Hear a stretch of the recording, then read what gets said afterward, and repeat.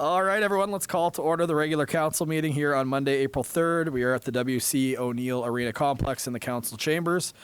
This meeting, in addition to being live in person, will be also streamed through Facebook on the Town of St. Andrews Facebook page, also through Zoom webinar. If anyone has any questions throughout the course of the meeting, I know sometimes conversations in particular on Facebook can happen underneath, but if you do have a question, the way to have it answered is actually to email pnopper@townofstandrews.ca.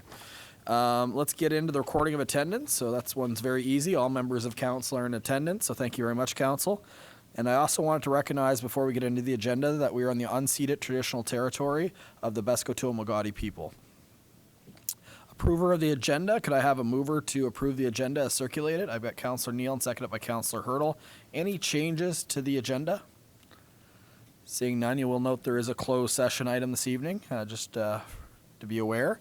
And now we're going to, at this point, call the question. All in favor of approving this agenda, please signify by saying aye. That is everybody. That agenda has been carried.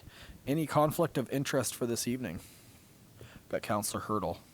Thank you, Worship. Just to perceive possible conflict of interest for actually my motion, so I'll just ask somebody else to bring that one forward for, I believe it's BTHC 230205 with the tourism accommodation levy. Perfect. Yep. Thank you. All right. We'll be looking for one of the three ward councillors to read that when Councillor Hurdle recused himself. So plenty of notice.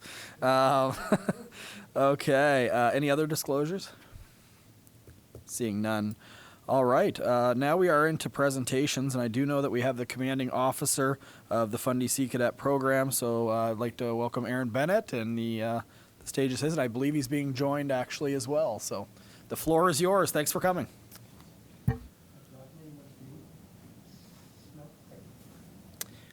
Thank you, Mayor and Council, for having us tonight. As the Mayor said, my name is Lieutenant Navy Aaron Bennett. I'm the commanding officer of 352 Royal Canadian Sea Cadet Corps here in St. Andrews. And I'd like to invite my senior cadet to introduce herself. My name is Chief Petty Officer 2nd Class Shaw Parr, or as less of a mouthful, my name is Sadie Parr. Thank you, Sadie. So we really wanted to, again, thank you for the opportunity to come in tonight. It has been some time. I don't know the last time actually that Sea Cadets gave a presentation to council, certainly a number of years, certainly pre-COVID, maybe like a lot of organizations. So great to kind of get some face time back to talk about one of the organizations here in our town. So the first thing I'm going to do is get Paul to skip to the next slide, and it'll actually be a short video about some activities that Sea Cadets can be involved in.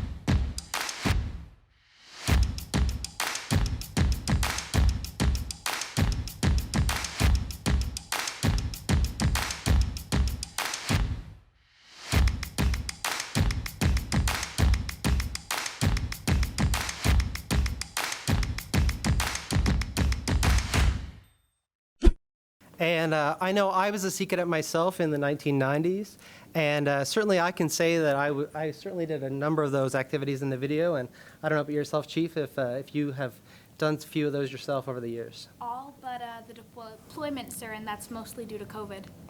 Excellent, excellent. So a little bit about the cadet program and the Sea Cadet program.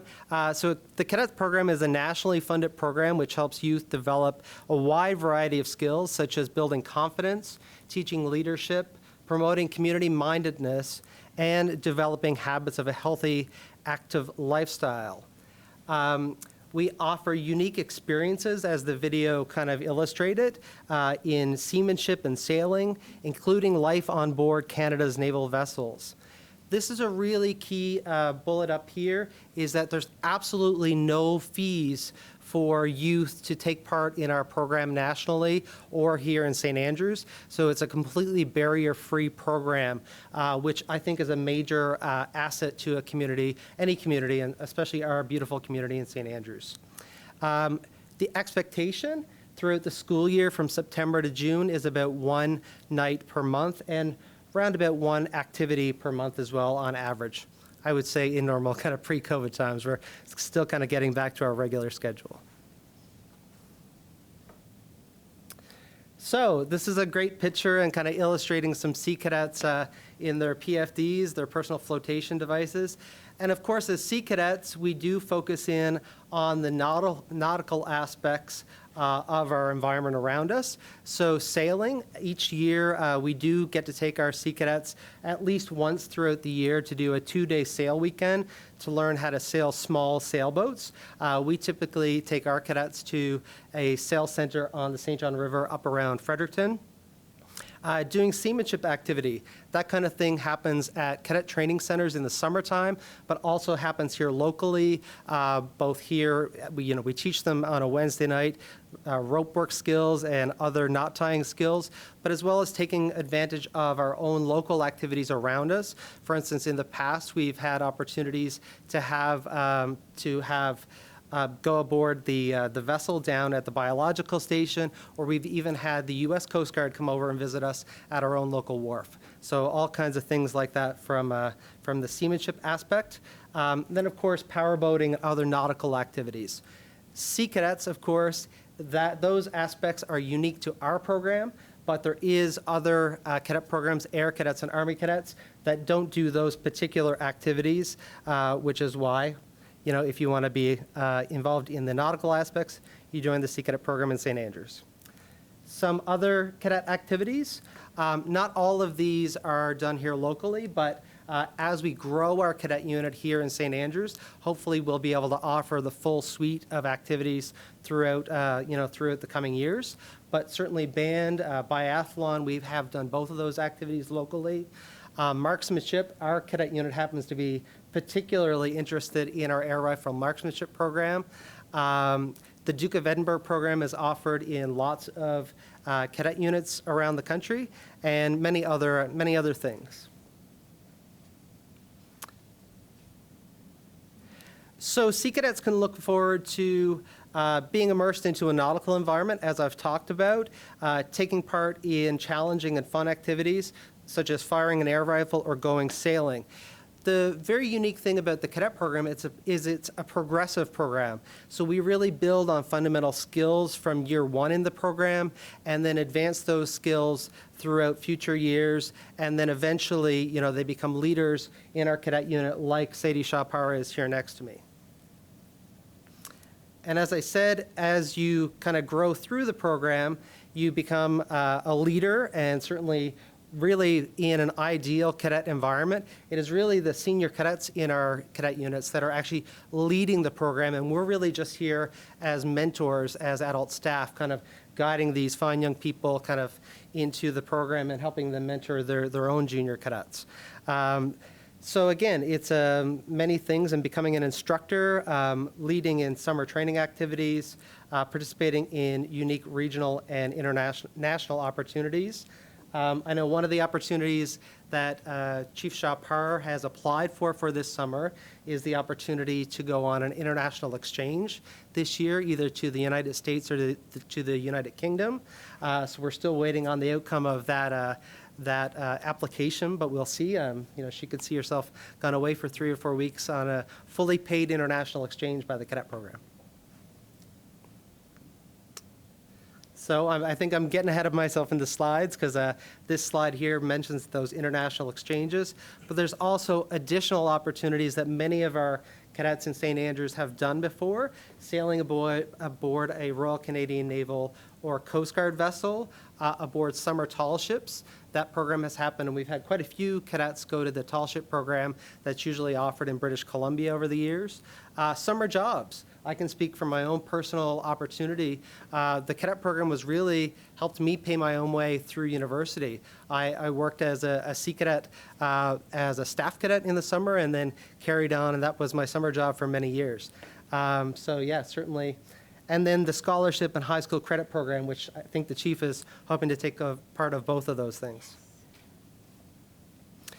To talk a little bit about the structure of our organization, the Canadian Cadet Movement is a partnership between the Department of National Defence, the D&D, and the Canadian Forces, and our league partners. So there's 3 leagues in Canada: the Navy League of Canada, the Army Cadet League of Canada, and the Air Cadet League of Canada. And those 3 leagues, in partnership with National Defence, help guide our program, as well as, and this is why we put it in red, is our local community support.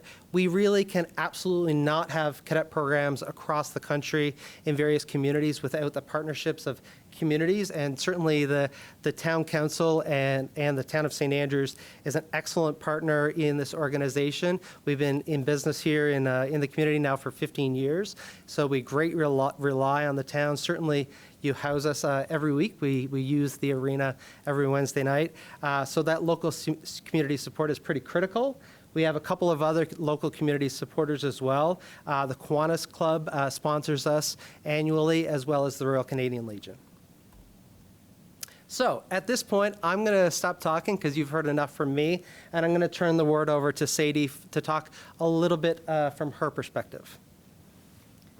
I joined Cadets, one moment here, when I was 12. I showed up on my first night in a suit, and I have not looked back since. Now, showing up to my first night in a suit was not required, but I'm not going to lie, it made me feel pretty cool. And Cadets has continued to foster that sense of self-confidence, even to this day. And some might say mine is a little bit inflated, but I think it's well placed.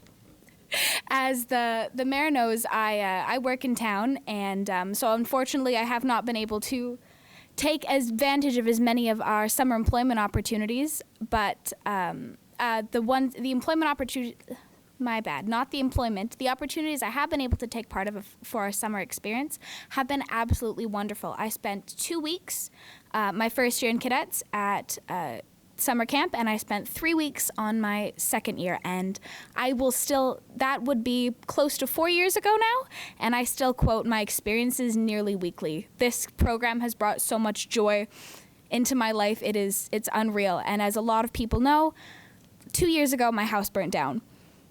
Cadets gave me an experience to not have to dwell on all of the things that are going on at home. It gave me a chance to escape, and actually one of the reasons that we were able to save as much as we were able to was because of Cadets. I was in a meeting when it happened, and one of the officers was able to contact the fire department in town faster than I was able to normally, and that's a little bit of an extenuating circumstance, but there's opportunities like that all over Cadets, and I've yet to hear a person who've made it through the program who doesn't have a similar story about how much Cadets has helped them in any way possible, and that's really all I have to say on the matter. Thank you, Chief. And I think that, that firsthand experience, I can kind of tell my own firsthand experience, but I think the Chief's done a great job at that. So thank you for your experience and telling your story. So just the very last slide is I just wanted to put up, mainly for the viewers at home, our contact information. So it's there on the screen. We meet here at the W.C. O'Neill Arena every Wednesday night from September to June at 6:30 p.m. Phone number and email is up there. And one thing that I wanted to kind of point out as a note in your diary for council members and certainly yourself, Mayor, is Wednesday, May the 17th is going to be our annual ceremonial review. That's our year-end review where we celebrate our cadets and hand out some awards for the year and put on a couple of demonstrations. So certainly there'll be an official invite coming to the mayor and council, but I wanted to point that out. That's also a public event, so anyone can come in that night and kind of join us to celebrate our cadets for the year. So with that, I just wanted to kind of push it back to you guys and ask if you had any questions. Well, thank you very much. We really appreciate the awareness on the Cadets program, and we are very fortunate to have a partnership in place to help make it possible. And it's great to hear that both the Kiwanis and the local Legion, of course, are big parts of that as well. A quick question for you is, I'm just wondering, about the numbers with cadets. You see, recruitment for things like maybe the armed forces or even first responders like the RCMP are actually tougher and tougher maybe sometimes to get. Is the interest in cadets, the next generation, is it just as high, or is there challenges with that? And I'm not just talking maybe St. Andrews specific or Charlotte County specific, but overall as well. Yeah, no, first of all, I'll make just a very large distinction. So certainly the National Cadet Organization is in no way, shape, or form a feeder organization for the Department of National Defense. So, we just want to kind of put that out there to kind of make sure that everyone is well aware of that, because that's a little bit of an old myth that some people think that, if you're Sadie joining cadet at 12 years old, we're going to, ship you off to war at age 21. That couldn't be farther from the truth. We give those opportunities that we talked about here tonight. But to answer your more direct question, certainly the COVID environment and operating in a virtual environment for over 2 years was really tough on the program, both here locally as well as nationally. But I'm really happy to say that we're trending upwards. Provincially in New Brunswick and Prince Edward Island, we're at about 30% increase in cadet numbers from September to now. Here locally, we've actually grown about 50%. So we ended the year last year at only 12 cadets, and we actually have 21 on the books right now. So ideally, optimally, I'd like to grow the unit to 30 or beyond is where I'd be happy here in St. Andrews. Perfect, thank you. Any other questions from any member of council? Councillor Harlan. Thanks, Aaron. So are the cadets that are involved in our program, are they all from St. Andrews, or are they from Charlotte County? You can answer that one. You know the answer. Sure. Actually, they are from all around Charlotte County. We do have a strong core here in St. Andrews. We have, of our senior cadets, about 66% of us are from St. Andrews, so about 2/3 of us. And for our junior cadets, it's about half. We have people from all over Charlotte County that come in. Okay, good. Thank you. Thanks. Any other questions? I do have a couple of questions, if you don't mind. First of all, Chief, I spent 5 years in cadets, Army cadets, 4 6-week summer camps, and as soon as I was old enough to join the Army, I did so, and I left Newfoundland. And I haven't turned back, and enjoyed most moments of it, I guess. I do have a couple of questions about the Corps and about how you guys work, though. You say you work out of the W.C. O'Neill Arena here, eh? Mm-hmm. But we're not your title sponsor? No, so nationally, as I mentioned, all cadet units across the country have to partner with one of our national leagues. So in our case, the Navy League of Canada, we have to be represented here locally. However, there are always those additional sponsors locally. So, if we wanted to continue to build that partnership with the town of St. Andrews, and we already have a fine foundation, taking you on as an official partner at some point in the future, we could certainly kind of have those discussions.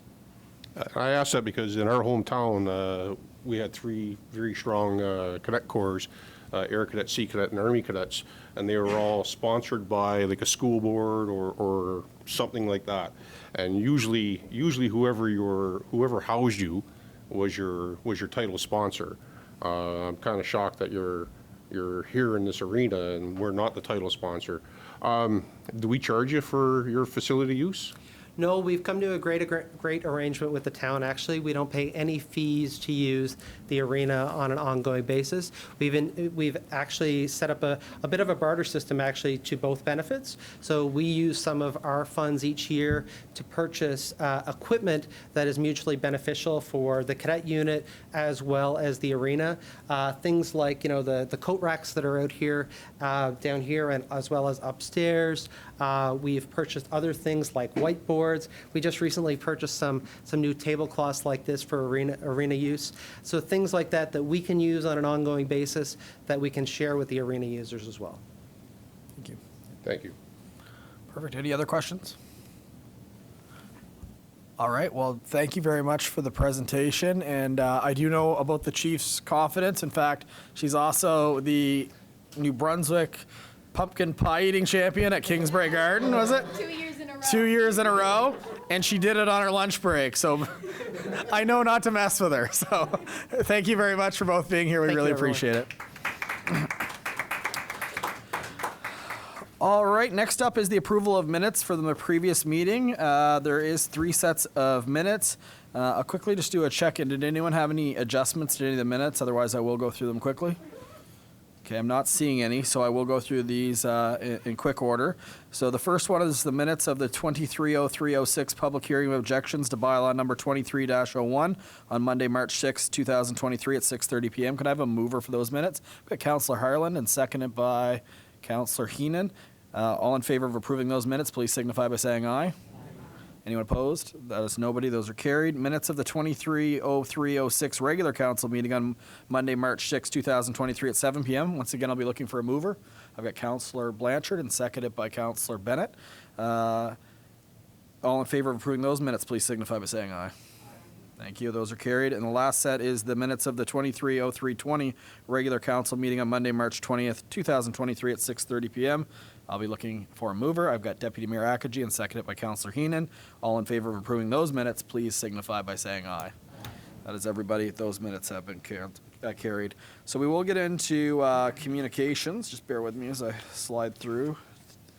So we did get communication from Trudy Flynn, who is the chair of the Fibromyalgia Association Canada. And May 12, 2023 is the 31st anniversary of Fibromyalgia Awareness Day, and it's recognized with the World Health Organization. She's contacting us to see if we will light up St. Andrews in purple, so Town Hall, in recognition of the 2 to 4% of Canadians living with fibromyalgia. Basically what they're looking for is if we would be from the evening of May 12th to the dawn of May 13th willing to light up Town Hall. So on that note, I personally have no challenge with that for the awareness. Does anyone feel contrary? I don't think we need a formal motion for that one, so it's more for communication if someone's wondering why it is lit up in that color.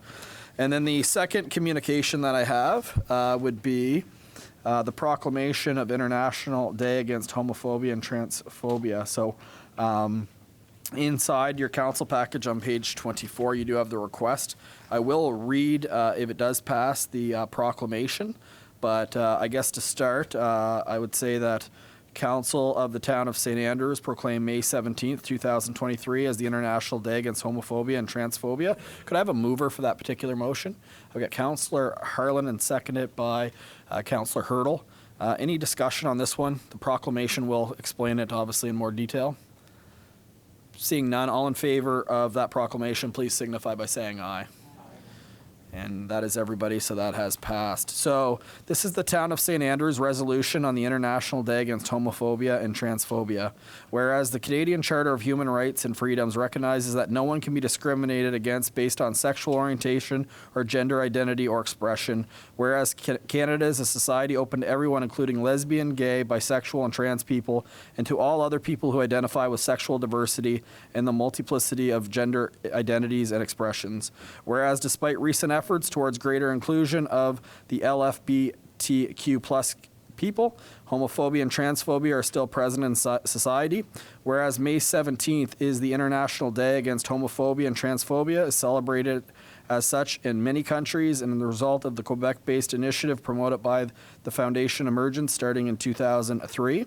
Whereas there is reason to support the efforts of the Foundation Emergence in holding this day, now therefore be it resolved, the Town of St. Andrews hereby proclaims May 17th, 2023 as the International Day Against Homophobia and Transphobia and recognizes this day as such.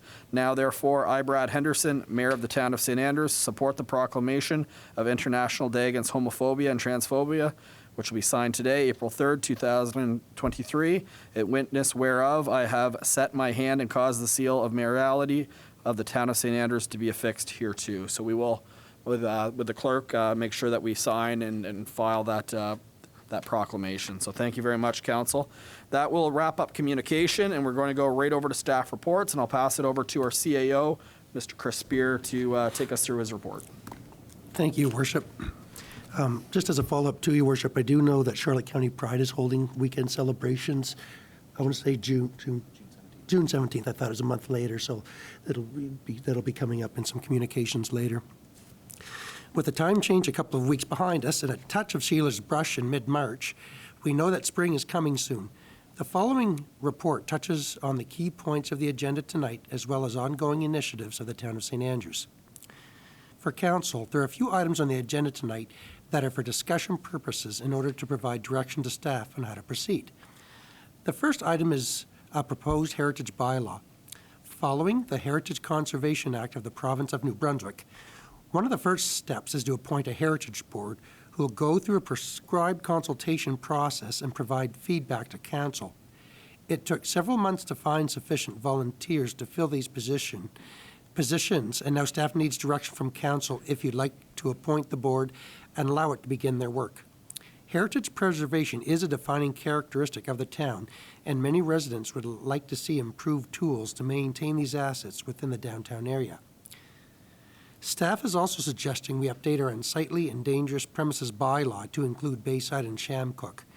The regulations have always been in place by the province, but by including them within our own, we will be able to more easily address any concerns that may come up that fall under the categories listed in the Local Governance Act. By next council meeting, staff will prepare an in-depth analysis of the significance of the additional debt required to finalize the wharf project. Council will need to reflect if they want to take on such a large task and the financial concerns that go along with it. Then, if the funding all falls in order, we need to begin the design and planning phases. Council will be getting together in 3 weeks along with senior staff to go through a facilitated strategy session that will center our focus and agenda over the next few years. Although it should be reviewed annually, it is a fantastic tool to coordinate the expectation of council and the community with the resources available to meet those initiatives. One of the projects that we have taken on is to update the vehicular bylaw. Although it has gone through some amendments over the years, there has not been a holistic review of it for more than 10 years. The clerk prepared documentation and staged an open house that was held on March 22nd that shows some of the proposals as well as some of the suggestions that have come forward from the public. We'll be doing it again on Wednesday, April the 12th at 6 p.m. for those that were unable to make it the first session. In addition, we are preparing surveys and are always open to direct communication from the community. As part of the reform process, additional funds have been distributed from the provincial government's Canada Community Building Fund, which was previously the gas tax fund. Our share is approximately $33,800. For the last 5 years, we have been getting about $135,000 per year from this allotment. Although we can choose a special project for the money, if it fits within the fund's mandate, it would be my recommendation to include it in the larger pool of projects they have already allotted for it. Staff will add it to the agenda for next meeting to get direction from council and provide you an opportunity to contemplate other potential projects. Administration. It has taken a few months, but the town is about to acquire Bayside Community Hall legally. Council needs to determine the next steps on day-to-day management. Councillor Weir has been part of a group that has been looking after the hall for several years and may still be interested in providing those services. However, Council would have to get into a management agreement with this committee and formalize the arrangement.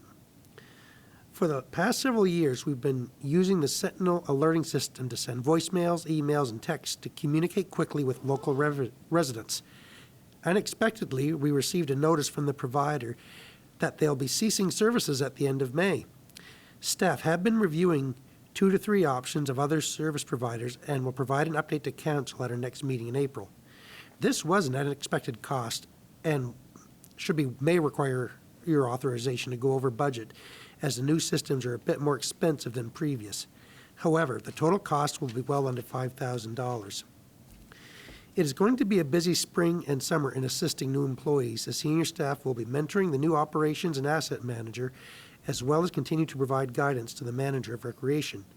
We really appreciate all of the individuals that have given Mr. Hanselpacker time to allow him to assess the community's needs and to begin to formulate a strategy for the recreation master plan for our region.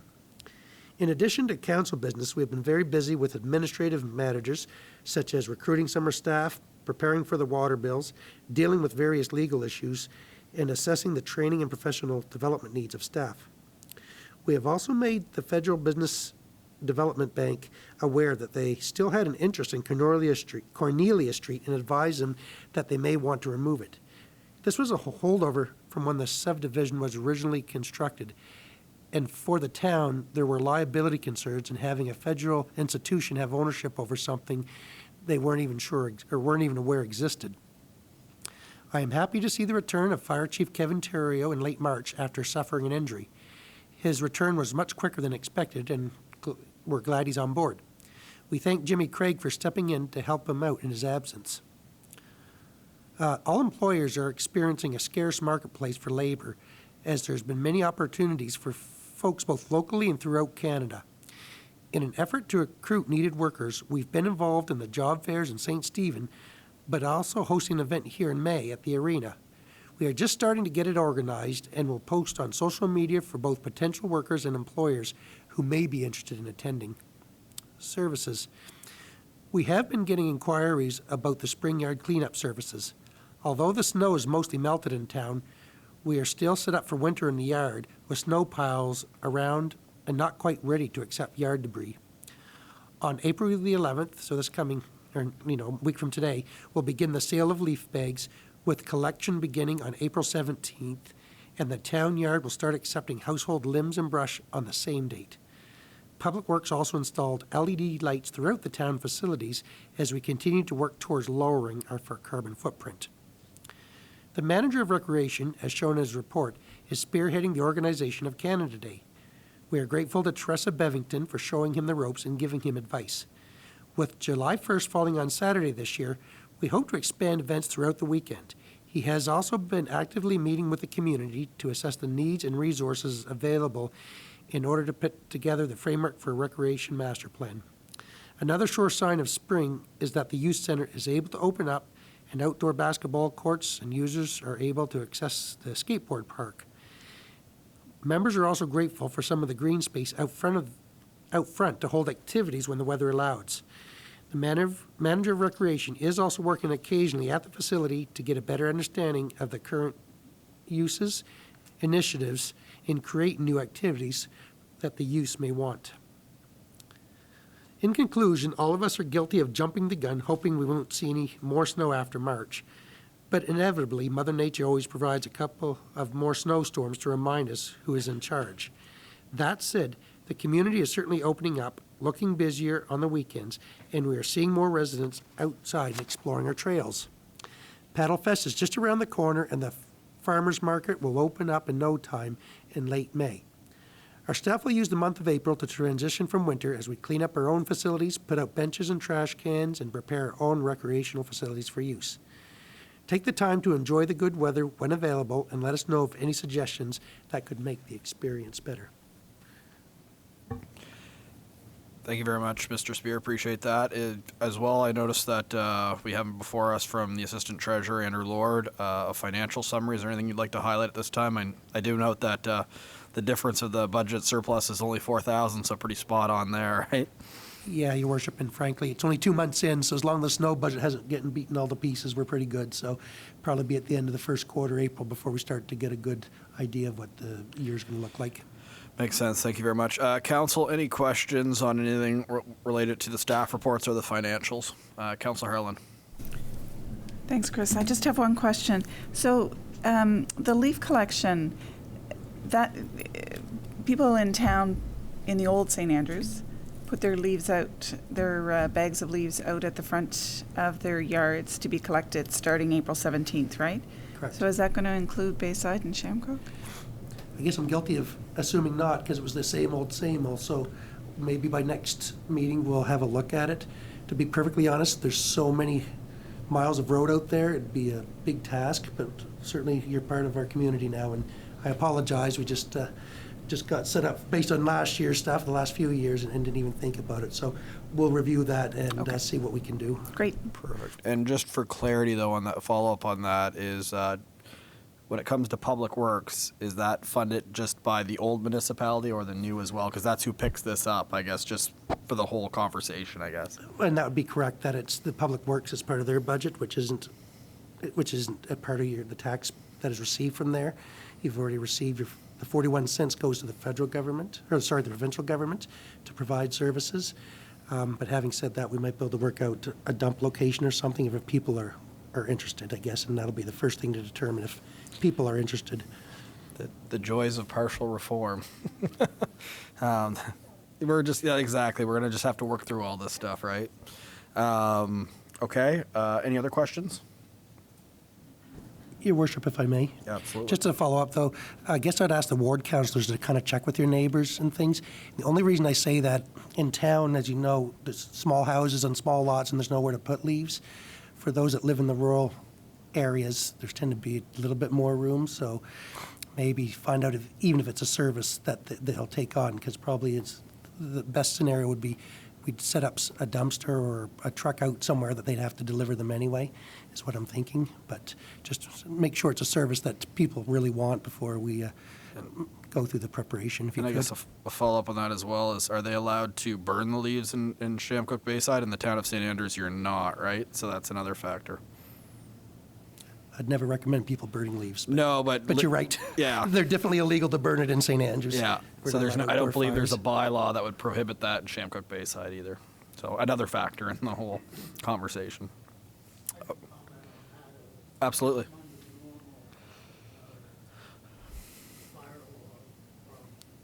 Yeah, there's a burn ban, there's a burn ban, if there's not. Yeah. Yeah, makes sense. All right, any other questions? Okay, could I have a motion to accept the staff reports and financial report as presented? I've got Councillor Heenan and seconded by Councillor Hurdle. All in favor of approving the reports, please signify by saying aye. That's everybody. The staff reports have been accepted. We're now getting into the introduction, consideration, and passing of bylaws and motions. At this point, I will pass it over to our Deputy Mayor, Kate Akagi, for Finance and Administration. Thank you, Your Worship and Council. My first one is FA 230411, and it's 2023 Town of St. Andrews Capital Budget Amendment Request. And the background is this: with the escalating cost of capital projects and changing needs, staff is recommending to Council that Council make the following amendments to the 2023 capital budget. Asphalting. That the widening of Prince of Wales be deferred but 1 year until the vehicular bylaw is approved and federal funding is finalized. This would save the town $160,000. 2, water treatment plant. The pipe replacement project of $26,500 is delayed so that we can purchase 2 water pumps that are part of the water distribution system. Please see the attached background report for more detail. And the motion is this: that the Council of the Town of St. Andrews approves the following amendments to the 2023 capital budget. 1, general capital. The widening of Prince of Wales is deferred. And 2, utility capital, that the replacement of pipes costing $26,500 is deferred so 2 water pumps for $38,000 can be purchased. And I so move this, Your Worship. Thank you, Deputy Mayor. Seconder for that motion. And that's Councillor Harland. We'll open up for discussion. A reminder that, again, that we've had a few tenders that we've awarded. This was staff's recommendation in order to keep us on budget. Any other? I'll call the question. All in favor of approving this motion, please signify by saying aye. Aye. That is everybody. That motion has been carried. I believe that was your only straight-up motion for Yes, today, it's just Deputy Mayor? the one that the staff are going to talk on. Perfect. So it is the discussion related to the Charlotte County Archives and Sunbury Shores funding request. We had presentations at the last regular council meeting. We said that we'd bring it back. In summary, both organizations were looking for, I guess you could say, over $7,000, I believe, would be the safe assumption for both. It's right before us here. Let me just grab up to it. And the- 7,000 each, Your Worship. Correct. So, and the total budget for that particular item was $17,500, and I believe we spent about, I want to say, $14,000? Your Worship, that's correct. We've got $3,500 About left. $3,500 left. So basically, the decision before you, and they're very, nothing against the request themselves, very worthy request for consideration. But if you were to approve one or both of them, you are over budget on that particular item, and it will just show up as over budget till the end of the year, assuming another category comes in under. At the end, it rolls up to a number, but it is over budget. I will say that this is some learning for all of us. I do think that moving forward on the community grant request, we should put a limit on it, just because if it's only $17,500, we know we're going to get about 20 organizations asking for money. And in fairness to people that are applying, I didn't really see it jump out to be specific on an amount. And if we want it to be spread out through the community, we might want to cap it. So, Council, I'm looking for some direction from you on what you think we should do. One solution that, I don't know if you want to put a staff recommendation in, but I think, go ahead, would you like to share what we talked like about? I said, we have limited funds, and I guess there's two ways to look at this. We could either grant each organization, say, $1,000 each, which is only seed funding, we realize, but it's all we have within budget because of the late nature of it. Or possibly because of the Sunbury Shores, where it's a capital, and I know they'd like to do it right away, but it might be more reasonable to wait until the fall, and then maybe we can look at partnering with them on a larger amount for next year's budget. But certainly it's up to council. If you want to grant them both, staff could go looking for other avenues of funding. But it's certainly, in the past, for anything over $5,000, we used to ask that they have it submitted for the budget process because it was a significant contribution out of the budget. I'd agree. Normally, we would say it's part of the annual budget process, but this year, in fairness to the organizations, there really was no annual budget, or there was no, I guess you could say, public budget process, and a lot of people around this table obviously had no influence on it either. So a little bit of a one-off here as well, unfortunately. So council, staff's recommendation would be to stay within the budget, award both organizations $1,000 in this case, keeps us on budget, but yet shows that these organizations are very deserving.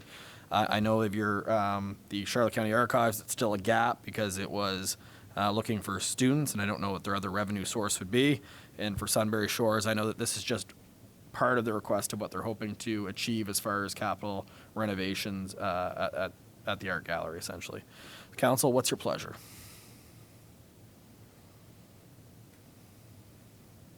Councilor Hurdle, thank you. That silence that somebody had to fill. Thank you, Worship. I agree with the recommendations that I see here. I was going to suggest that there be almost a deadline to apply, because I don't think anybody of us want to be in the situation where we have to say no to any of these organizations that obviously do a lot of good for the community. So, but when you're saying, like, previously it was 5,000, or you'd have to submit it to the budgetary process, I think that makes sense, and I think that's where we should be looking for future asks, so that organizations would have to look at their year and present it to us before we do our budget, and that would help us accomplish what we need to. Thank you. Thanks. So it sounds like you are supporting the staff recommendation. Councilor Heenan?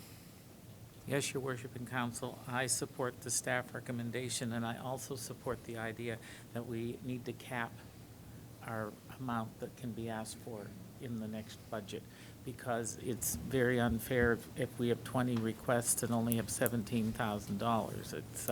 It's not really that, because every organization does well. Every organization in the town is deserving.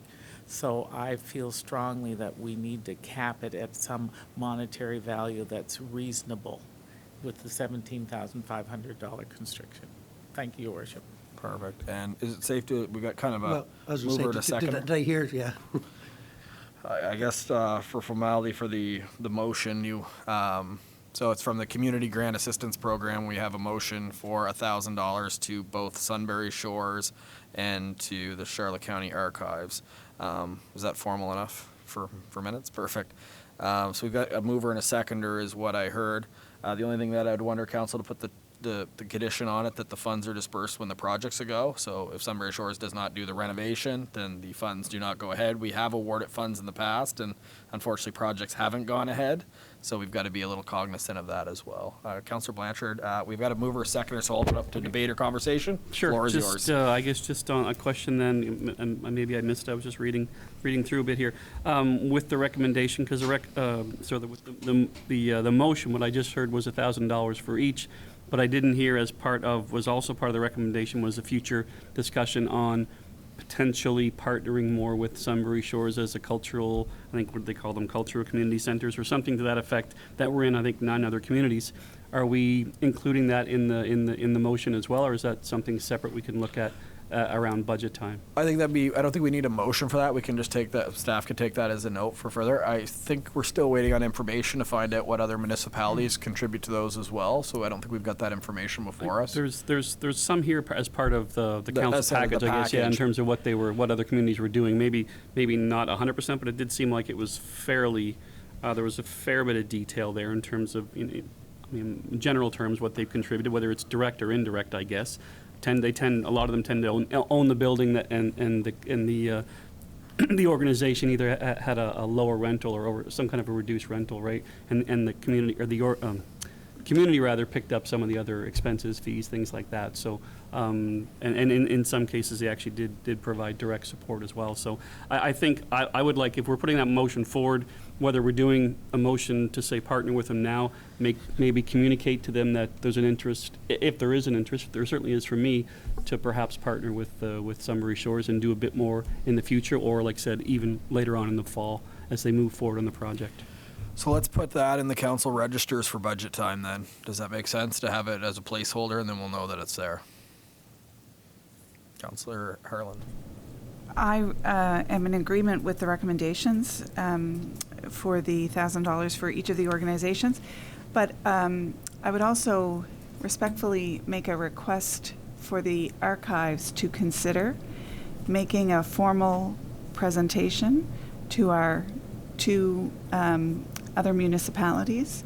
I think that they need to understand how critical the archives is and the role that the archives plays in protecting their history in addition to St. Andrews. And I think I hope that our other two municipalities will step up to the plate and provide some additional support as well. Thank you very much, Councillor Harlan. That's a very valid point. Any other councillors have anything to add in? Okay, we got a mover and a seconder. I'll call the question. All in favor of approving that motion, please signify by saying aye. Aye. That's everybody. Thank you very much. At this point, we are moving ahead to public safety, which is Councillor Neal, but there is no motion before us. It is a discussion on the draft bylaw number 23, which is respecting dangerous and unsightly premises. The staff report did kind of highlight the gist of what we would like to discuss. This particular bylaw, we actually can't change the wording on it. It is currently what's in place in Shamcook Bayside. It would just be to, I guess, give St. Andrews the authority to basically be the ones that maintain it. So basically there is a timeline of bringing it forward for council's consideration. Is there any concern or any reason why we wouldn't bring this forward? Would that be a quick enough summary? I think that's the direction you're looking for, correct? Councillor Ware. Yeah, I just have one question, and as I read through it, I probably should have known it, but there's no definition of the word premises. And my building lot happens to be 110 acres, and probably there's a pile of sawdust somewhere on it. And, you know, I think the province is remiss in not doing that. And the other thing that came to mind, again, it was my personal thing, is dangerous situation. And I think of the look-off at Simpson's Hill, which I assume most of you have been up on. Happens to be on my property. I've talked to New Brunswick Trails about it, the issue of liability insurance, the whole thing. They refuse to acknowledge hardly that I own the property. You know, I've put up private property signs. I don't put up no trespassing signs. It's a beautiful spot. I love it there, and I understand why people go there. But it is dangerous there. There's no question about it. I caught a couple of young people tenting there overnight, right out on the rock. So, you know, I've checked with my insurance company. I think I'm covered, but it's just an awkward situation. And I think there's probably people out in Shamcook with the same problem with the mountains and the hills and that type of thing, that we could inadvertently be dragged into a situation where it was not intentional, but some lawyer gets a bright idea and away they go. There's no question when people enter your land, even though they're not invited, there is a sense of liability there for sure. But on your point, maybe the definition, but the other thing is Your Worship? the teeth of it also aren't very clear No, sometimes. yeah, well, I just want to touch on a couple of points so the first thing about your pile of sawdust, even in town, for it comes unsightly, it tends to be driven by complaints. As they say, what could be ugly to one person is art to another's. So that's a little harder. But the only time we'll take action if there's unsafe, which has to be followed by an engineer's or building inspector report. So that's for buildings. It tends to be if there are only people living in them. So old sheds. All of us probably have old sheds that we put together with the cheapest wood and maybe had too many beers in us or whatever on a Saturday night, but whatever the case, that, but it tends to be anything that's going to put the public at risk.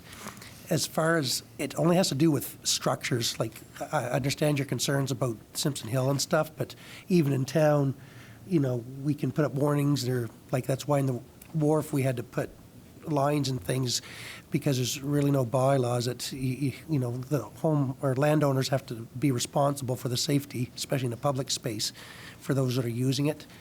To a certain extent, those using Simpson Hill are going to, have to assume some of that risk on their own, and tenting on the edge of a rock probably isn't the smartest thing anyone would ever do. But back to the bylaw, for those that are in the new wards that are concerned that the town will be sending out bylaw enforcement officers to look for issues, we will not.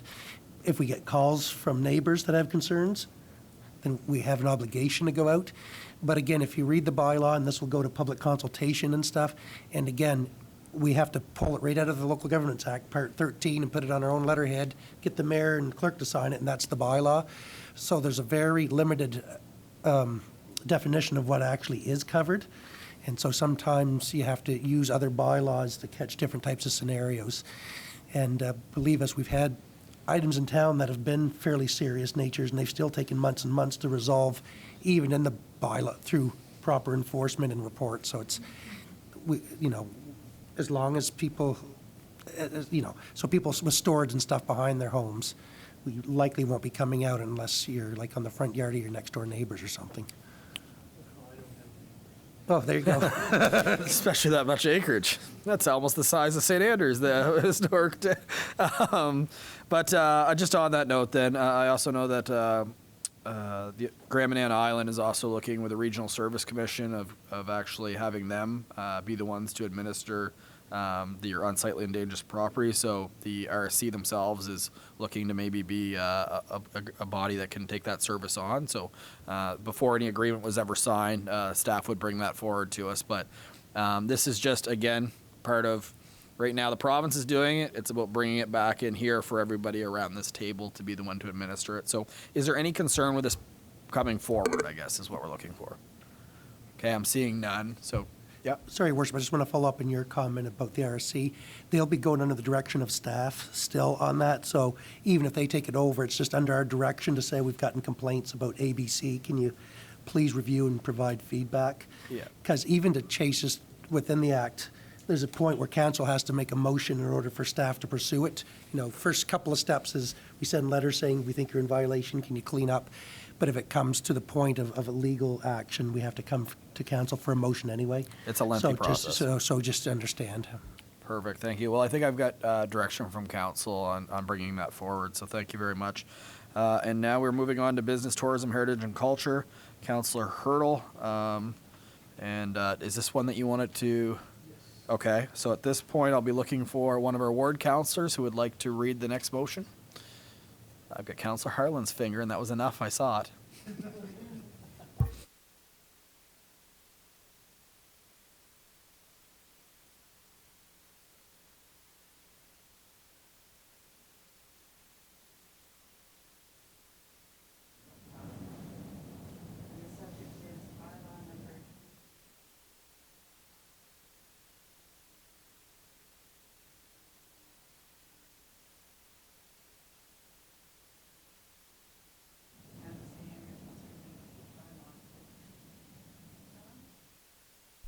just want to maybe just start it over just to make sure. Okay, sorry.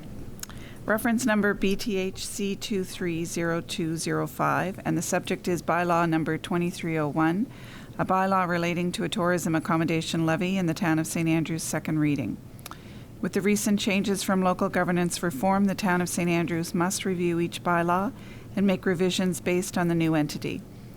Provided for the council's consideration is bylaw number 23-01, a bylaw relating to a tourism accommodation levy in the town of St. Andrews. The background: bylaw process, first reading February 6, 2023. Public hearing of objections and comments March 6, 2023. Second reading, third and final reading. Based on comments from the public and discussions with council, the bylaw has been updated to reflect the changes noted at the March 20th, 2023 regular council meeting. And the motion is that the Council of the Town of St. Andrews grants leave for second reading to bylaw number 23-01, a bylaw relating to a tourism accommodation levy in the Town of St. Andrews. And I so move. Thank you very much, Councillor Harlan. Could I have a seconder for that motion? I've got Councillor Heenan. We're open for discussion for second reading. Councillor Bennett. With the amount of traffic that this has been generating with with the tourist accommodation people in the wards,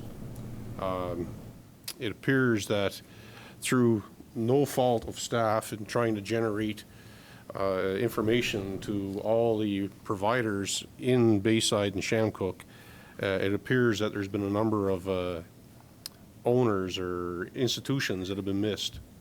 And I think going forward with this right now and including Bayside and Shamcook in this bylaw, I don't think is doing them any justice. I do believe that the TAL is doing a wonderful thing. Explore St. Andrews people are doing marvelous things with what they've got, but at this point, it almost seems like this is being rushed. Perfect. Thank you, Councillor Bennett, for your comments. Just on the comments of that, I believe there was a mail out to the entire peninsula on this bylaw to every single household. So the notification to Shamcook Bayside would be the exact same as the notification to the traditional St. Andrews. Is that correct? Through your worship, that's correct. There were Okay. 1,500 households, businesses throughout St. Andrews, Bayside, and Shamcook that did receive notification of the bylaw process, and the terms of public hearings of objection. Perfect. Thank you. Any other comments on that? If I can, just Absolutely. before that carries on, and I don't disagree that you guys did a phenomenal job in sending out packages to everybody involved. However, with the seasonal cottages, the seasonal properties, I strongly suspect that mail is sitting in people's mailbox, not picked up, and a lot of people don't know that this is even happening right now. That's my major concern, is that even though you did everything that you could possibly do to contact people, that the service providers just don't know about it because they're seasonal and aren't at the properties yet. Thank you, Councillor Bennett. Any other member of council? Councillor Heenan. In respect to your point regarding not receiving the mail and it's in a box, it's been my understanding that any property that is a seasonal, they have their mail delivered to their primary residence, because all of the people who are in the United States all get their mail from the town of St. Andrews directly to their home in the United States or wherever they have their primary residence, because the box wouldn't hold it here. So I'm assuming that most of the people would have gotten their notification through that, because I did a double check on that when we did the surveys. Thank you. Thank you, Councillor Heenan. I'll go to CAO Spear. Thank you, Worship. In regards, if you saw the newspaper articles over the last couple of weeks, other places are wrestling with that too, and some of the bigger cities won't even do the Airbnbs, but in St. Andrews, it's such a big part of our market that it'd be unfair to some of the other providers, is why we go with it. We take a fairly a gentle approach when it comes to that, so, you know, if we've missed somebody or they've missed their things, we're not going to send out and seal their door shuts. We try to find out, we keep sending out notices and try to get everyone in gentle compliance as best we can. And we've even had some within town that might have taken us more than the year to notice that they hadn't registered yet. So I understand what Councillor Bennett's saying, and it's valid. But just to assure anyone that, we're not like Revenue Canada, will jump in next December, and if we find you, we're going to bill you for the previous 7 or 8 months. We just send people as we find out that they may not be registered. We send them a notice to please register, and to date, we've done that several times with about 100% compliance. Perfect. Thank you, Mr. Spear. And it is also important to note that there are some people already in the wards that are optionally paying in, like the Rossmount, I think Shamcook Forest Law, or Shamcook Law, what's full name for the B&. But Mr. Menton is already forwarding funds, I believe, to CCRTA. So some of them are already part of the program, but optionally to that point. Any other member of council? Okay, then I will call the question. All in favor of this motion, please signify by saying aye. Aye. And opposed? There's one, so we'll note that in the minutes, Councillor Bennett. So we will go to second reading. Give me just a quick sec here. I'll read it by title. This is bylaw number 23-01, a bylaw relating to the tourism accommodation levy in the town of St. Andrews. 1 is title, 2 is definitions, 3 is scheduled amendments, 4 is schedule amendments, 5 is exemptions, 6 is registration of operators, 7 is collection by operators, 8 is report and remittance of levy, 9 is records, 10 is administration, 11 is interest, 12 enforcement, 13 action on arrears, 14 offenses, 15 bylaw repealed, and the effective date, the first reading was actually done on the 6th day of February of 2023, and we have gone to second reading here the 3rd day of April of 2023. Thank you, Council, and we'll be, on the next regular meeting, we'll be bringing for third reading as well. So we'll give a second for Councillor Hurdle to come back, and then we will get into the discussion on the Heritage Board and Heritage Bylaw.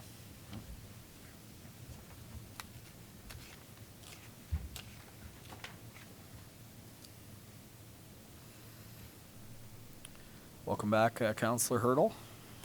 So we are right now at the discussion on Heritage Board and Heritage Bylaw. There is a staff background report on page 75, and I'll pass this over to Mr. Spear or Mr. Knopper, whoever you, Mr. Spear, would prefer to lead this one. Sorry.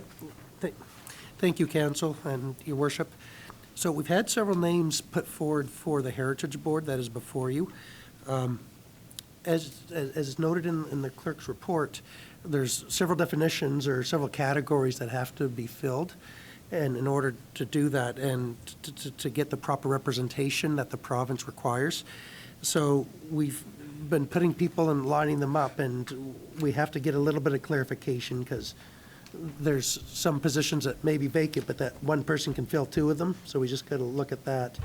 But we just want to see if you want to continue with the Heritage Board, knowing I think we started this process maybe before Christmas to get applications. And so if you'd like to take the next step and appoint them, I would recommend that in the past with the Heritage Board, it's been like-minded individuals that all work together, typically associated with the Civic Trust. This time around, there's a whole bunch of different folks, which is great, provides a lot of diversity, I guess, if you will, a lot of opinions. But where it's a committee that's going to be under fire a lot, for sure, if past history is any indicator, and there will be a lot of opinions. Staff's recommendation is that you might want to form a small committee of council, 1 or 2 people to interview each of the candidates. Just, we know we had the application process, which provided some limited information, but just to ensure that there's a good fit among the whole committee.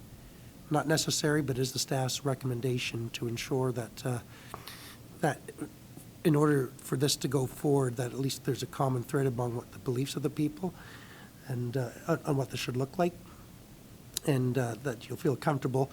Once appointed, then we'd also recommend that we bring down their heritage officer from either Fredericton or the City of St. John, maybe to do an orientation session before they get going, just for them to kind of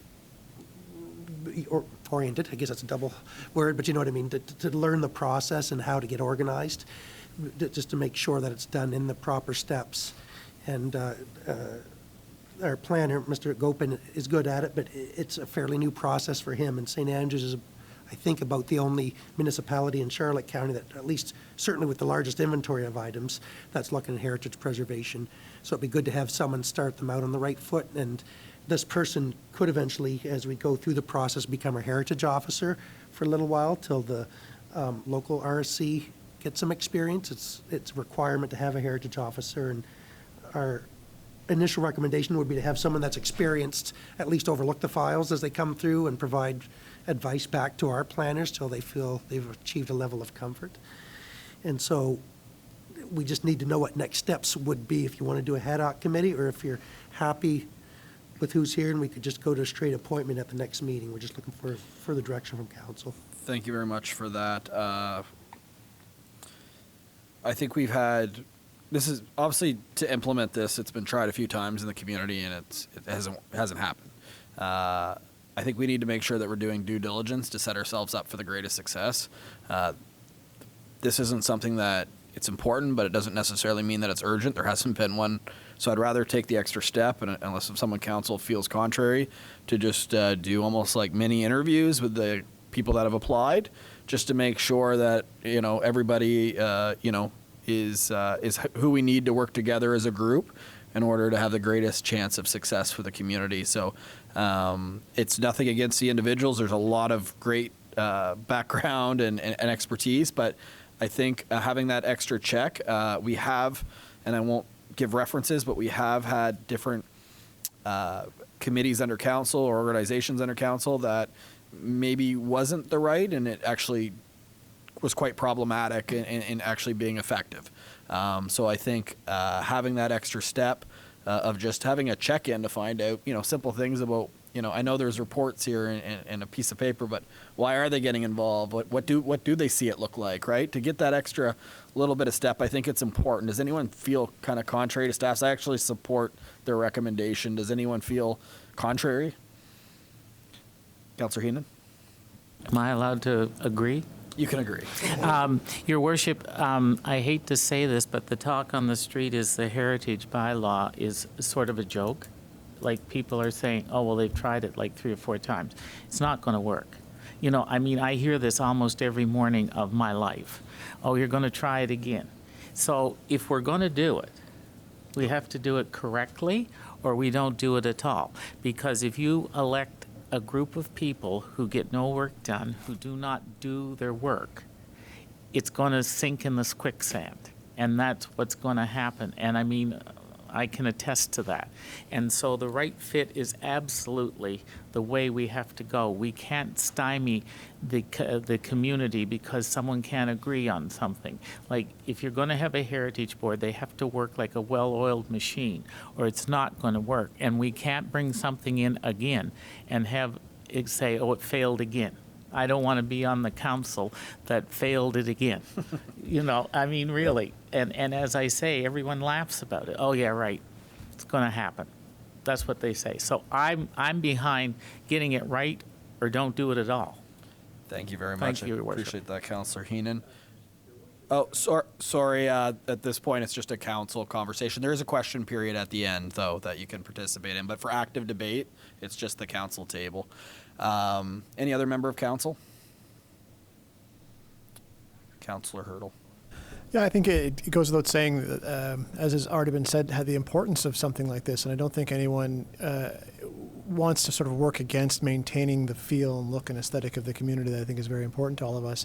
What I think I'd like to spend a little more time doing is figuring out. I think there's 3 different types of people with this: people that don't think this is going to work, and there's the people that do think this is going to work. But in those people that think this is going to work, I think that there's also a subset of folks that think a heritage bylaw might be a tool to defend themselves against their neighbors doing stuff they don't like.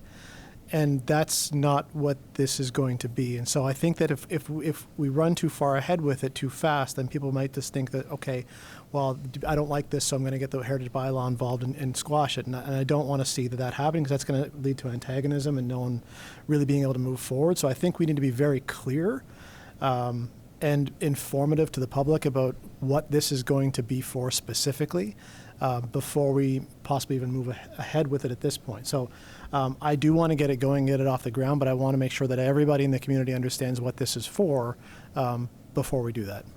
Thank you very much, Councillor Hurdle. And it is important to note that implementing this, if it is successful, is certainly a marathon. It's not going to be a sprint, because once the board is really in place, they are the ones that drive the bus, essentially. So that's why it's important to have the right people on the bus, right? So, yeah, the very valid point of what it is and what it isn't. Any other points? But I think I sign off head nods that everyone thinks we should just go through that extra with the candidates, have a conversation with them. We're very appreciative of the people that did raise their hand for the community to get involved. We just want to do that extra step to make sure that we get this right, since it is such a vital and, to Councillor Heenan's point, a challenging task.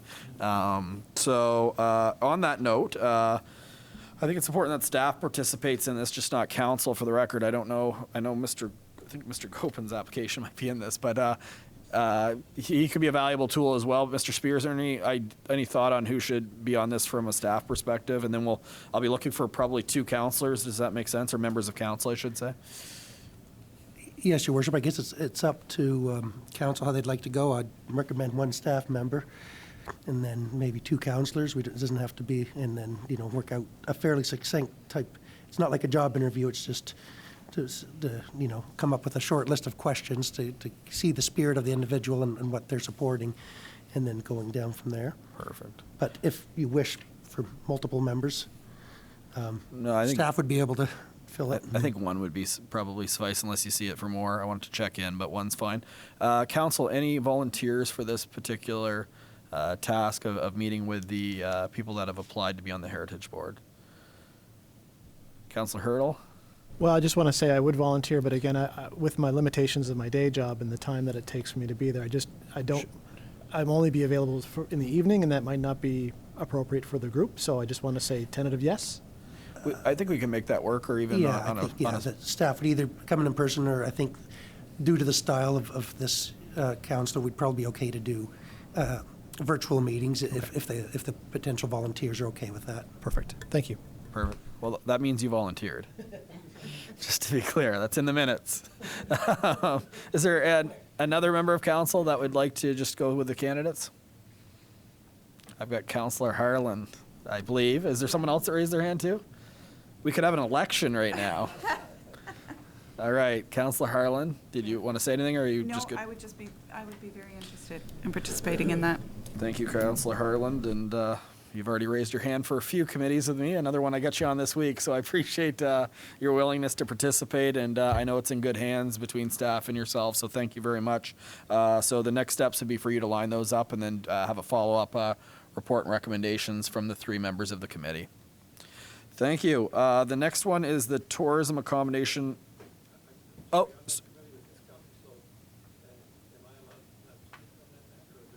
At the end of the council agenda, there will be a question period or comment, so you can certainly at the end of the meeting bring up anything that was pertaining to the budget this evening. So we do it at the end. Otherwise, if people in the public come and every time they want to speak, we wouldn't get through the agenda in the run of a night, unfortunately. Sometimes we have 50 people in the audience that would love to speak on a particular item and enter debate, so that's why it's always at the end of the meeting. A hearing of objections on a bylaw would be an opportunity where we just sit the whole meeting and hear. So there will be an opportunity at the end. Okay, the next one is the tourism accommodation levy for Explore St. Andrews, the approval, and there is a motion for that. So Councillor Hurdle. Thank you, Your Worship. This is in reference to BTHC 230404, and the subject is the Tourism Accommodation Levy Explore St. Andrews budget approval. The background is as part of bylaw 19-06, a bylaw relating to a tourism accommodation levy in the town of St. Andrews, the service provider must submit to council a budget for approval. A formal presentation was made by their officers at the March 20, 2023 regular council meeting, and at the time, council was able to ask some questions. The 2023 proposed budget is for $327,960, and the action or the motion before us is that the council of town of St. Andrews approves the 2023 budget for the Explore St. Andrews as per bylaw 19-06, a bylaw relating to a tourism accommodation levy in the town of St. Andrews, and I so move. Thank you, Councillor Hurdle. Seconder for that motion. I've got Councillor Blanchard. Discussion on that one. I will add, just on this one, I think I'll throw it actually over to you, Mr. Spear. There was one outstanding conversation relates to the budget, and I believe it was about the hiring of an employee for Explore St. Andrews. Is there any update or anything you'd like before council? Sure, it was a council. It came in late, so we put it in with the photocopies as your final page of your packages, I believe, about a request from Explore St. Andrews. So as you remember, Explore St. Andrews was a subcommittee, if you will, of the Chamber of Commerce up until, I guess, the writing of this bylaw, and we're saying to separate it. They haven't had time to get their official bylaws in place. Consequently, they haven't had time to get a business number. So they've made a request that the town of St. Andrews, I guess for lack of a better word, be their bookkeepers over the next few months as they get their things in progress, but that essentially that the Explore St. Andrews would become an advisory committee of the town, but they have special authorization that if you approve their budget tonight, they can spend within their budgetary limits. And that, so on staff, I'd tell the accounting staff to put their budget within our own budget.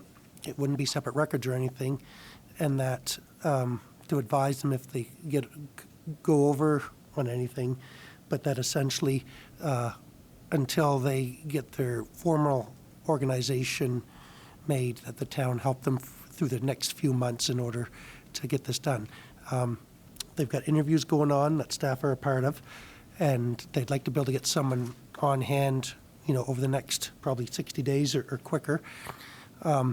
They're looking at two options as discussed, that it could be by a contract, so like someone's doing their own little business, or the person could be an employee of the town of St. Andrews, which would be somewhat under our direction, but they'd be getting a lot of their advice from Explore St. Andrews. From a town's perspective, although unusual, it's certainly workable, and to give them the opportunity to hit the floor running, because if you know, they hoped to have hired someone last year, and through various reasons, it never got completed. And so it give them the opportunity to get a person hired and get their feet going before they actually start the summer tourist season that's coming up now in a couple of months, to be honest. And so they're just asking for a little bit of help, of administrative help in the short term. From what I can tell in discussions with them, there isn't a significant amount of volume as far as writing checks and things.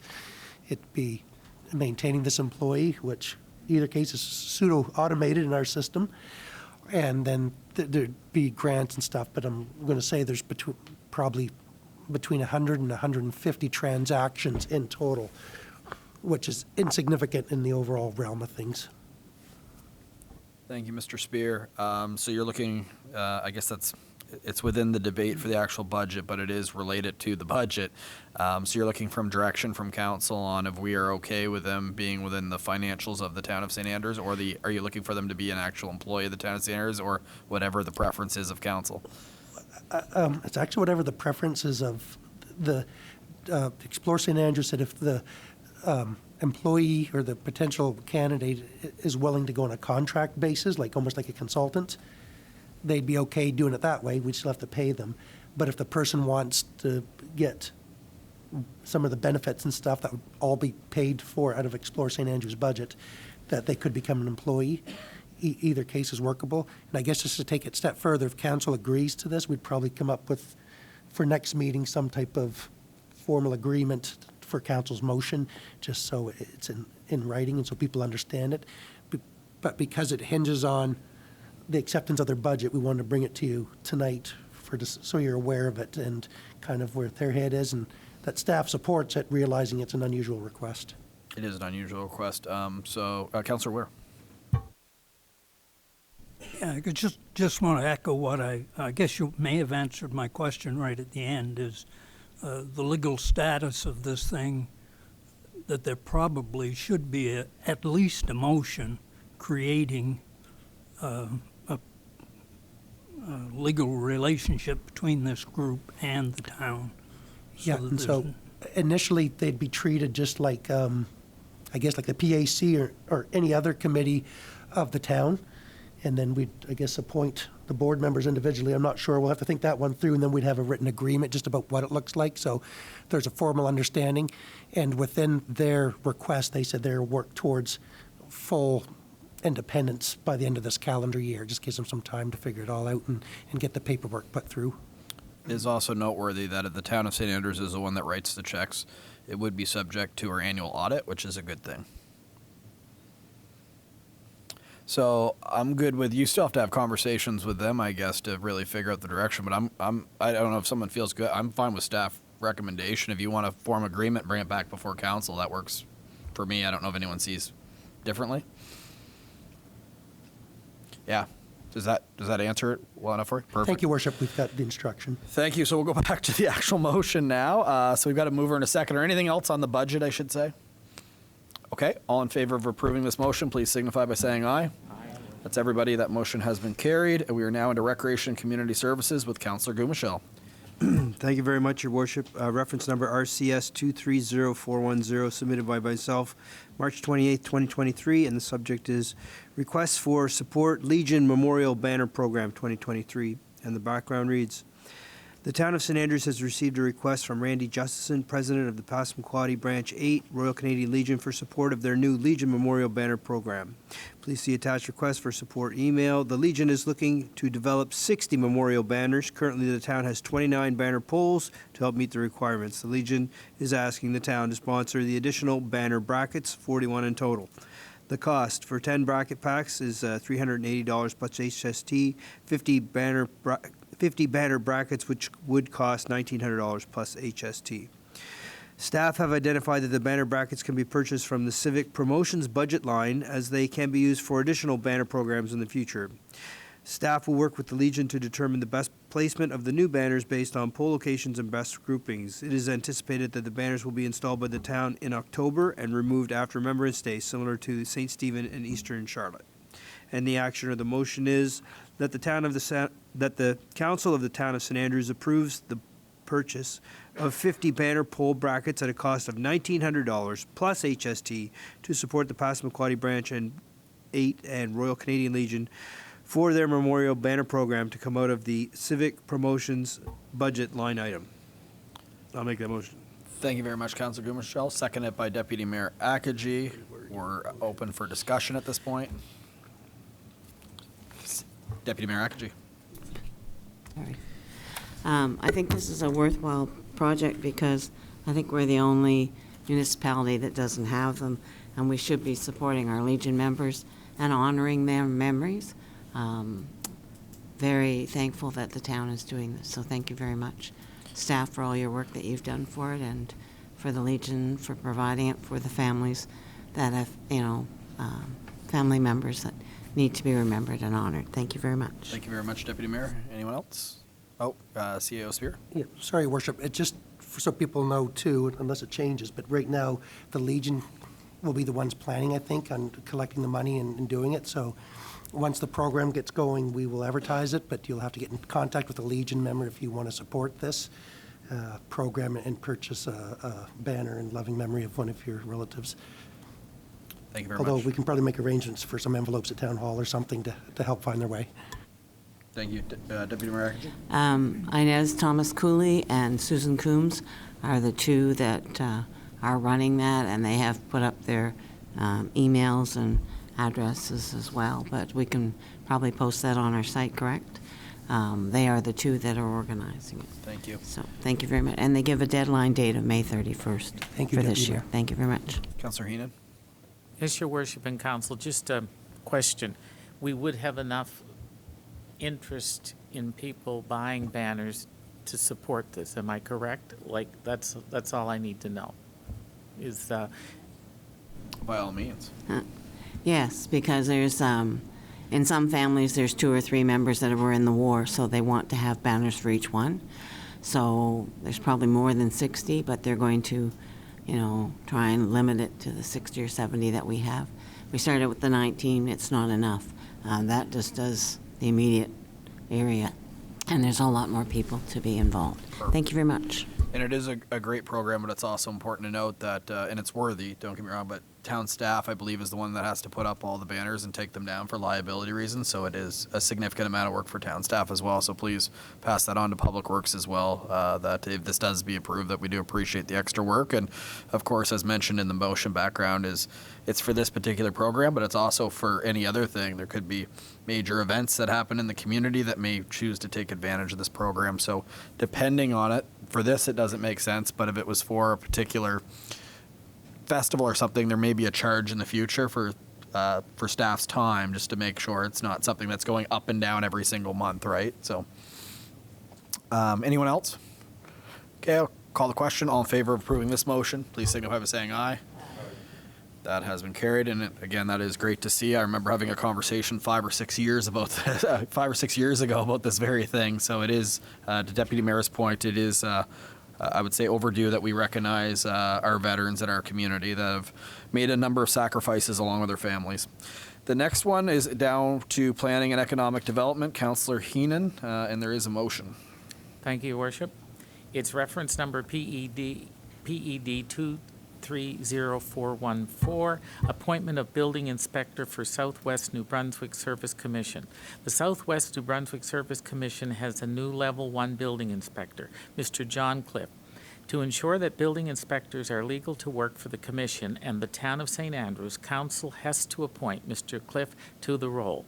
Mr. Cliff has a strong background in construction and trade industries with the following experience. Started in the construction trade in 1991, licensed journeyman, carpenter certificate Red Seal in 95, certified insulated concrete form foundation installer with Blue Max in 1998, certified in flood and fire restoration in 1998, certified in structural drying and odor control in 1999, owner-operator of insurance restoration company for 20 years, working for Southwest New Brunswick Service Commission at the facilities as the facilities coordinator 2019, been a firefighter since 1998 and currently deputy chief with the Lawrence Station Fire Department.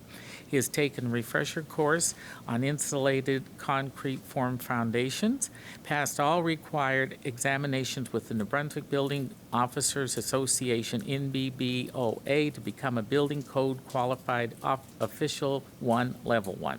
The motion, Your Worship, is whereas in the Town of St. Andrews has contracted the Southwest New Brunswick Service Commission to obtain professional building inspector services.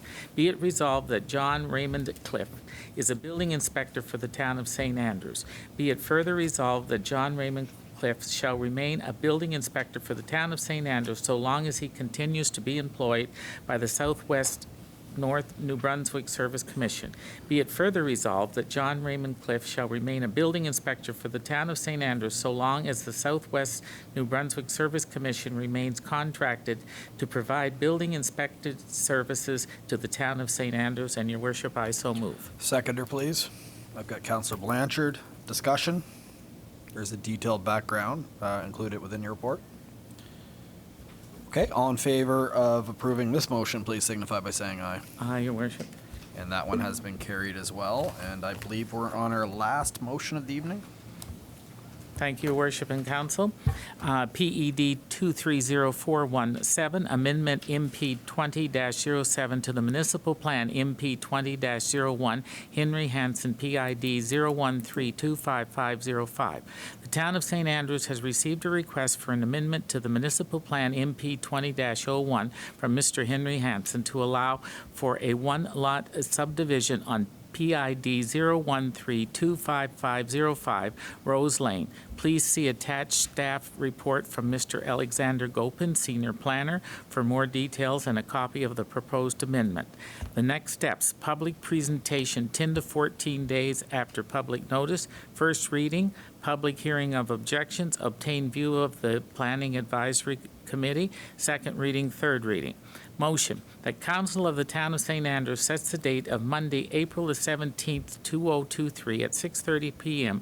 during the regular council meeting for public presentation as per Section 25 of the Community Planning Act on Amendment MP 20-07 to the Town of St. Andrews Municipal Plan MP 20-01 for Mr. Henry Hansen, PID 013255505, Rose Lane, to remove the portion portion of the residential growth area designation as shown on the generalized future land use map from PID 013-25505. I so move, Your Worship.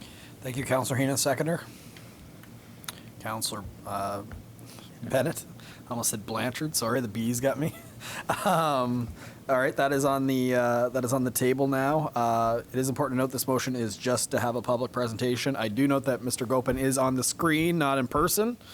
Recall 2 weeks ago, I thought he was on the screen and he was here in person.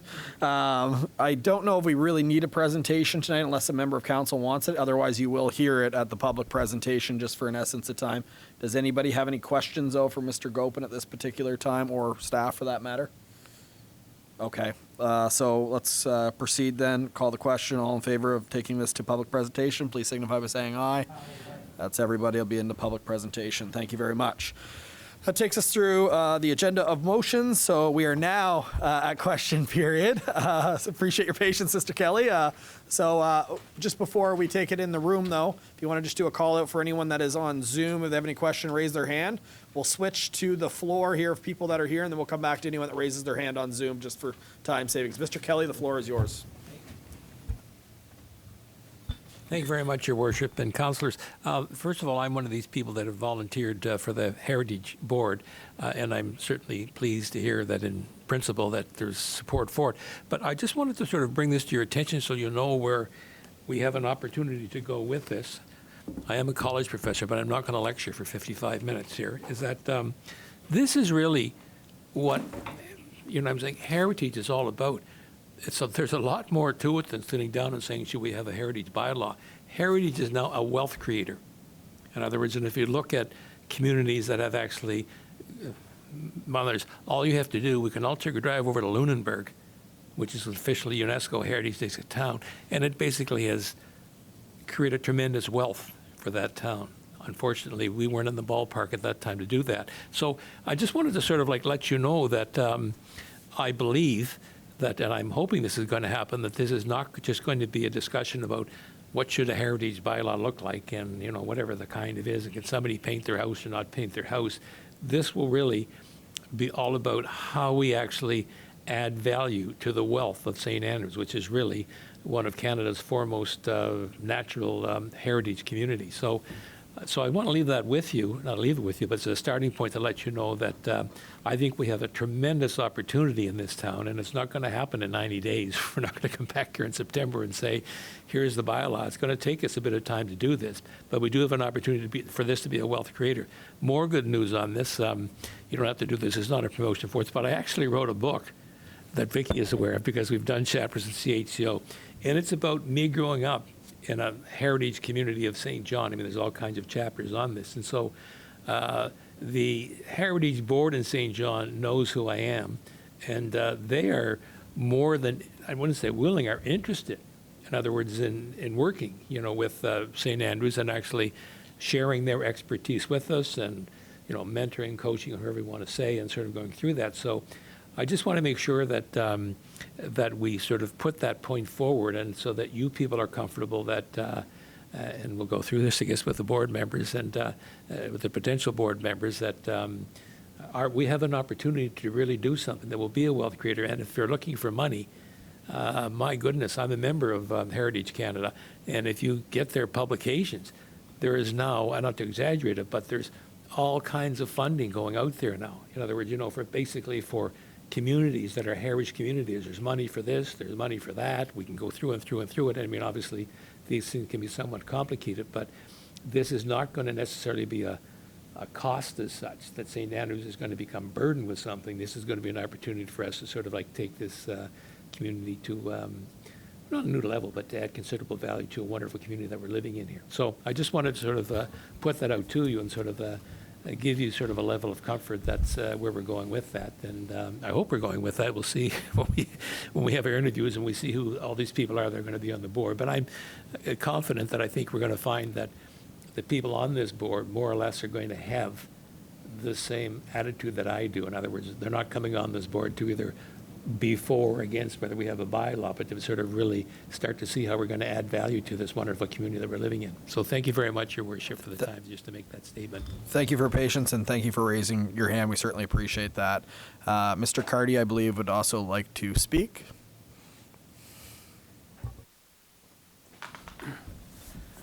Thank you, Your Worship. I just wanted to say thank you very much for considering our application. We recognise it was not perhaps in the best place at the best time, but we wanted to make the point and try and show you what the archives are doing for the town. And I can't let this opportunity go because, as you know, we have strong feelings about what the Common and the courthouse and the jail campus, how that could further enhance the heritage culture of this town. And as you know, there is also a proposal, a way that actually makes some money, saves some money, and get money from other sources if you proceed with this. So with your permission, during this summer, we'll be talking to your consultant, I hope, and with your permission, we may come back to you later in the summer for further discussion. I hope. Thank you. Thank you very much, Thank Mr. you, Cardy. And Councillor. I think the consultant meeting absolutely it's a must-do. That isn't an optional thing. We have to meet with you for sure as someone who has been a gatekeeper for it to date. So thank you. Anyone else in the audience? Okay. Anyone raise their hand online? Yes, Your Worship. Yeah, Brenda Waywood. Now, I note she did send a question in that doesn't address anything on the agenda, but was discussed at the last meeting in regards to the lobster facility in Shamcook. Are you willing to take on that question? Yes, I think we will. Obviously, council itself has to have a discussion on that and a presentation, but by all means, yeah, I think we should. Okay. Ms. Waywood, you do have the floor to council. Can you hear me? Yes, I can. Can you hear me? Yep, council can hear you, so provide your question. Okay, I have an appeal pending with the Assessment and Planning Board against the Southwest, sorry, I'm nervous. The Southwest New Brunswick Service Commission Planning Review and Adjustment Committee. This appeal was launched prior to the amalgamation process. I would like to know if the council is going to be represented at the appeal hearing and if the town planning and advisory committee has formed an opinion on this planned lobster holding facility on St. Andrews North Road.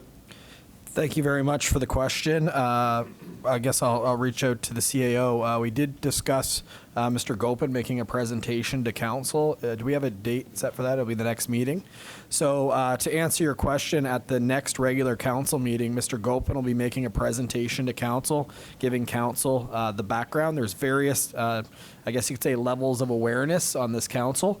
And from there, we're also going to get recommendations on how we can be potentially part of the process should council decide to be. But before we actually form an opinion on that, it's important that all members of council be brought up to speed on the file. So that will be happening at the next regular meeting. And just further, if council does decide that they have an opinion that they would like to share, the question is would it be accepted? Are we actually an interested third party? That is something that we're looking forward to hearing in that presentation as well. At what level of influence, if any, that we will have regarding the file. So it's an active file within council. So I'd really encourage you at the next regular meeting to tune into town council to find out more. Okay, I do have some concerns there because a lot of the appeals are based on the fact that Mr. Gopin's recommendations to the CRAC committee were not true to the Shamcook planning document. That is, a lot of the appeals are based on him giving false information to the PRAC committee. So if he's giving a presentation to town council, I feel it only fair that members who are appealing should also be allowed to present to town council. We'll take that under advisement. We could follow up if you give staff your contact information. I will say that in fairness to Mr. Gopin, I have not seen him actually present counsel in my history with false information. It might be interpretation of what a certain meaning is, but I do have to stand up for staff, extended staff, since he's not able to speak right now, but to say that he's presenting false information, to be honest, I find that hard to believe. But Mr. Gopin will be here, and there is ward councillors as well that have been very close to the file. Myself, actually, Councillor Bennett sent me the actual recording from the PRAC meeting where the original presentation were. I have heard some of the concerns from residents on that facility, but the council will have opportunities to ask Mr. Gopin, I guess in particular, there was things when it comes to light industrial. What does define light industrial? If you look at the fact that this facility be operating for 24 hours, there is within that even a noise concern that's within light industrial, and at what point is it deemed that it would be. So once we get the presentation, we'll go, but I really would like to give Mr. Gopin the opportunity. And the problem with anything when you go into stuff like this is interpretation. So if there's anything that maybe Mr. Gopin might be disputed is the interpretation of maybe what light industrial is, but I don't believe that he would intentionally ever present any false details. So I just wanted to make that comment. So, but we will follow up. I agree with you. My wording was probably wrong there. Okay, thank you. I appreciate it. So yes, Nick, I would definitely encourage you to tune in to the next council meeting. And it's also important to note that after that presentation, there is a question period. So anyone that has concerns, it's not a hearing of objections, but any questions that you might have, that would be the appropriate time to bring them forward. Okay, will the Planning Advisory Committee also be considering this matter? They will not. I do not believe they have any jurisdiction when it comes to the appeal process. I'm just looking to staff to confirm that. Yeah, through you, Your Worship, that's correct. As this was a PRAC process prior to local governance reform, PAC does not have any authority over that file. Perfect. Thank you. Okay, thank you. Mr. Spear? Yeah, Your Worship, and just to keep everyone's expectations at a certain level, just understand that because this is going through the appeal process, there's only so far that Mr. Gopin, because at the end, it's his work that's being reviewed by the appeals board, so it won't be an open forum because this is still in a legal process. Fair enough. As opposed to what the past chair of the PAC used to say, Mr. Fleming, that they weren't a quasi-judicial body. The appeals board is definitely a quasi-judicial body and is usually made up of one or two lawyers. And so there is a very stringent process on that.